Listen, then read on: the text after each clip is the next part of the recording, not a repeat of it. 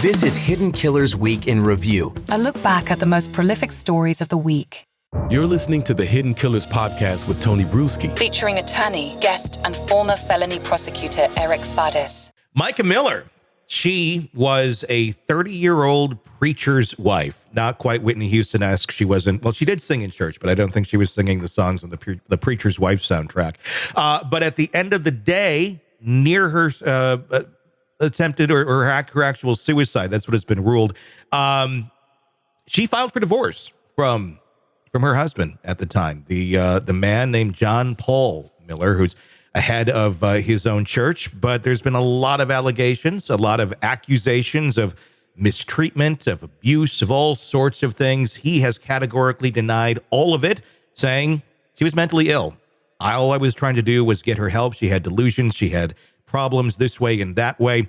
But is it all true? That's what I think we're all trying to figure out right now. It's kind of one word against the other. Joining us to discuss, Eric Faddis, defense attorney, former prosecutor.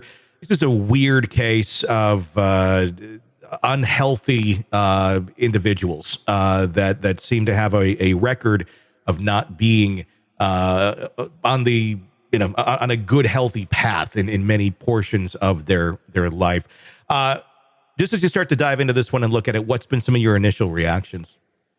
Well, the one thing that jumps out to me is recently there have been a lot of these allegations of misdeeds in the religious context. Mm-hmm. That's something that we see time and again. And you look at even the Daybell stuff that had some association with LDS, although it wasn't the mainstream LDS at all. It was his own sort of thing. Mm-hmm. But you just kind of are repeatedly seeing these allegations of mistreatment and abuse within the church setting. And so I think that's something that the public notices and is familiar with.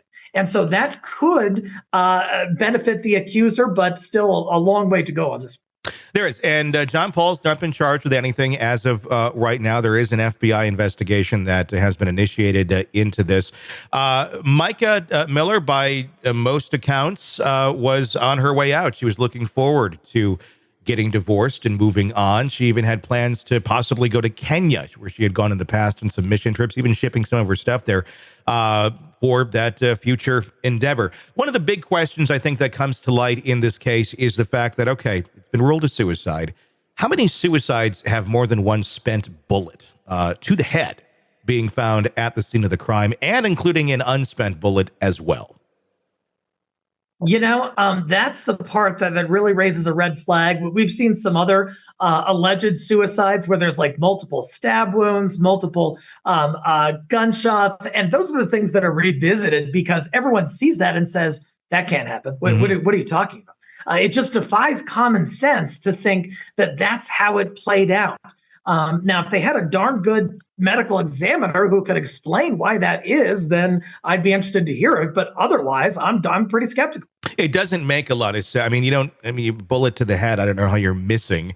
That's another part that just doesn't add up. I'm not saying John Paul did it, but it certainly the first person you're going to look at is the spouse or the former spouse of the individual who is dead under somewhat mysterious circumstances.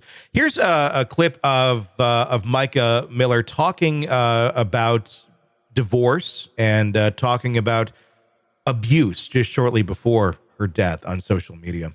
I've had a lot of women that have reached out to me about situations of abuse. And I just want to tell you what a lot of people have told me. Male or female, it doesn't matter. It doesn't matter what gender you are. Abuse is abuse.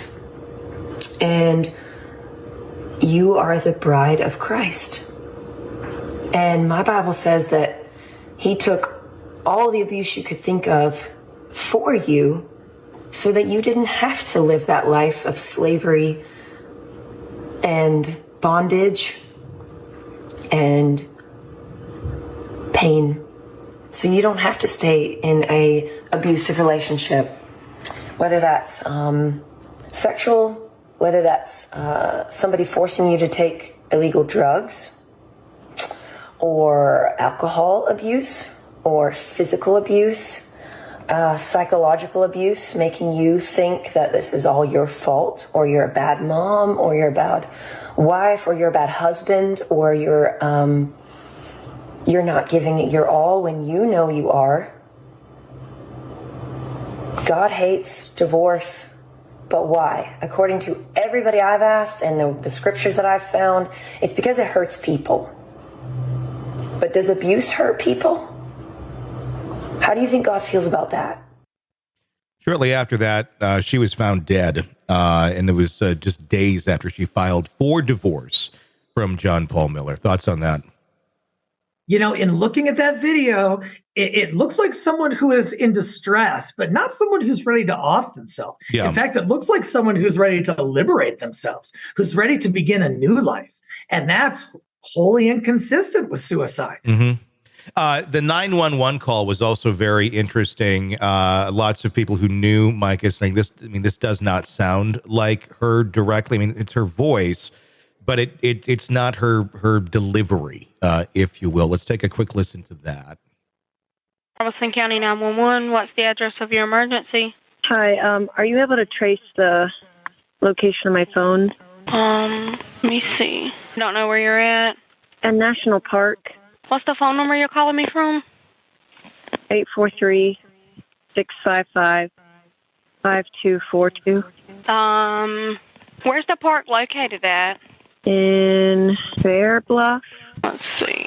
I have my location on, I think, on my phone. Find My Phone is on. I just did my location. Okay, I'm showing, hold on one second. I don't think you are in Robeson County. The Lumber River State Park? Yeah, that's where I am. Okay. Tell me what's, happened. I'm about to kill myself, and I just want my family to know where to find me. Okay, ma'am. Just listen to what I'm saying, okay? Let me make sure I got the exact location where you're at, okay? Just 1 minute. Kind of a bizarre 911 call. There's even an accusation saying that it may have been AI voice being used on that. And I don't know. I mean, the jury's out, I think, on some of these things. Yeah, you know, ostensibly, she sounds despondent. She sounds kind of withdrawn.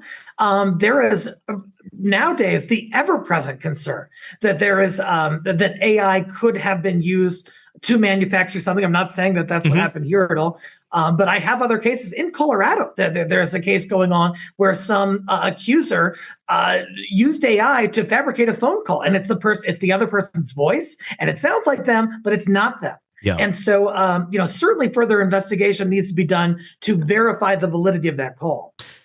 Want to listen ad-free? Want advanced access to all of our interviews before anyone else? Become a True Crime Today Premium Plus subscriber on Apple Podcasts. You get every episode commercial free. So you can binge on true crime Until you can binge no more. Search True Crime Today Premium Plus on Apple Podcasts now, or go to our podcast page and sign up now. More of the Hidden Killers podcast next.